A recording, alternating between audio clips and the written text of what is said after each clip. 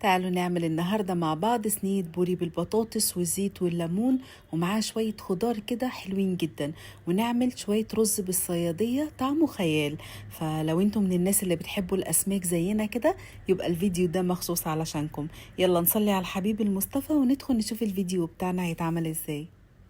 هنسمي الله ونجيب الكبة واحط فيها فصوص من الثوم، واحط كمان عصير ليمونة كبيرة. لو الليمون اللي عندك صغير تقدري تعصري ليمونتين كاملين، واحط كمان عليهم كزبرة ناشفة، واحط كمون، واحط كمان ملح، واحط نص معلقة صغيرة من الكاري، والكاري بيودي الطعم في حتة تانية، واحط فيها ربع كوباية من الزيت النباتي. وادي شكل التتبيله معايا بعد ما فرمتها كويس قوي. تقدري تعتمدي التتبيله دي في جميع انواع الاسماك، حلوه قوي وريحتها وطعمها خطير. جبت طبق كده فيه جزر مبشور ناعم، وحطيت عليه كرفس، والكرفس اساسي في الوصفه دي. وهاخد معلقه من التتبيله اللي احنا عملناها احطها عليها، وهقلبهم مع بعض وهركنها على جنب. جبت القالب بتاعي اللي انا هسوي فيه البوري، حطيت شرايح من البطاطس، السمك بتاعها يكون يعني ازيد من الشيبسي، حاجه بسيطه كده تكون متقطعه رفيع عشان تستوي معاكي بسرعه. واحط شرايح من البصل وشرايح من الطماطم بالشكل اللي انتوا شايفينه ده، وحاولي ترصي الصينيه بالشكل ده عشان الخضار كله يستوي. وشرايح من الفلفل الرومي، وكمان شرايح من الفلفل الحامي، وانتوا عارفين ان ده اساسي معايا في الاكل. وشرايح من الليمون، وادي الليمون اللي احنا عصرناه خدت القشر بتاعه برضو حطيته كده. هاخد معلقه كمان من التتبيله اللي احنا عملناها في الكبه واحطها كده على الخضار ده. جبت البوري بتاعي طبعا غسلاه كويس جدا ومنضفاه، وجبت الخلطه اللي انا حضرتها من الجزر والكرفس والتتبيله اللي احنا فرمناها في الكبه، حشيت بيها بطن السمكه من جوه. وادي باقي التتبيله اللي احنا ضربناها في الكبه هحطها كده فوق وش السمكه، وهغطي السمكه كلها بالتتبيله دي. خطيرة. يبقى قسمنا التتبيلة بتاعتنا على 3 مراحل.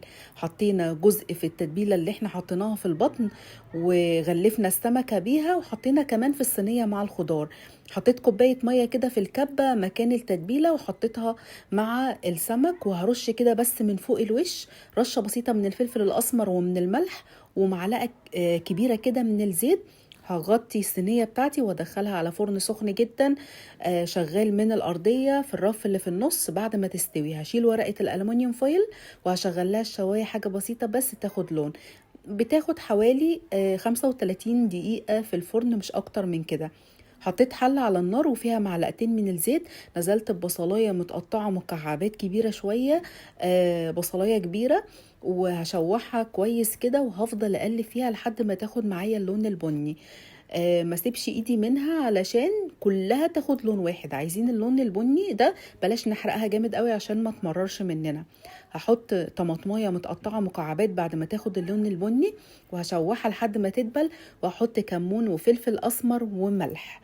هشوحهم كويس قوي مع بعض، وهحط كوبايتين ميه وهسيبهم يغلوا. انا هعمل كوبايه ونص رز، بس حطيت كوبايتين ميه علشان عبال ما بتغلي بتكون اتبخرت يعني شويه من الميه دي. هغطيها بقى تغلي. بعد ما غلت هنا هنزل بكوبايه ونص من الرز المصري، طبعا الكميه ترجع لك انتي.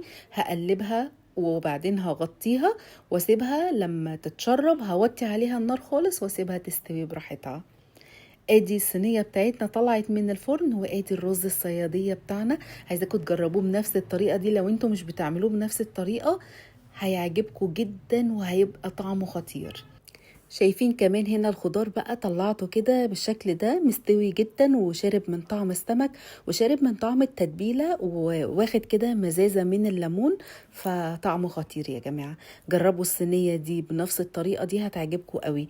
شايفين كمان اللحم بتاع السمك مستوي ودايب كده دوبان.